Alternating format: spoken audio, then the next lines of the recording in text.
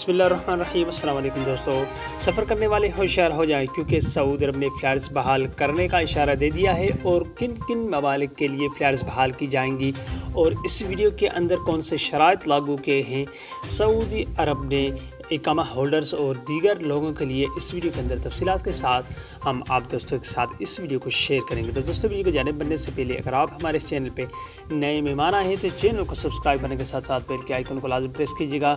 जो भी हम लेटेस्ट वीडियो बनाएंगे उसका नोटिफिकेशन आप दोस्तों तक हर वक्त पहुँचता रहेगा। दोस्तों, इस वीडियो को लाइक कीजिए और ज़्यादा से ज़्यादा अपने दोस्तों के साथ भी इस वीडियो को शेयर कीजिएगा कि ये इन्फॉर्मेशन फ़्लाइट्स के मुताल्लिक आपके दोस्तों को भी हासिल हो सके। तो दोस्तों, बिना टाइम ज़ाया किए हुए इस वीडियो का आगाज़ करते हैं। तो दोस्तों, सऊदी अरब ने फ़्लाइट्स बहाली के हवाले से ईद के बाद इशारा दे दिया है और वज़ारत दाखिला की जानिब से फ़्लाइट्स बहाली के बाद जो भी दोस्त एयरपोर्ट्स पे आएंगे उनके हमरा उनके साथ सर्टिफिकेट लाजम होना चाहिए। PCR टेस्ट के हवाले से कोई भी अपडेट्स वाज़ेह नहीं की गई है, मगर उन्होंने कहा अगर आपके पास जो सर्टिफिकेट वैक्सीनेशन लगी होगी 2 डोज तो वो आपको सऊदी अरब के अंदर दाखिल होने में कोई भी दिक्कत और परेशानी नहीं होगा। अगर नहीं होगी तो आपको हो सकता है कि करंटीन या अपने ही खर्चे भी करना पड़े, क्योंकि सऊदी हुकाम के जानिब से एक सख्ती बरतते हुए कहा है कि जो भी एयरलाइंस से सऊदी अरब के अंदर दाखिल होगी उनके लिए शराइत लाज़िम है कि जो भी पैसेंजर हो उनको आप तफ्तीश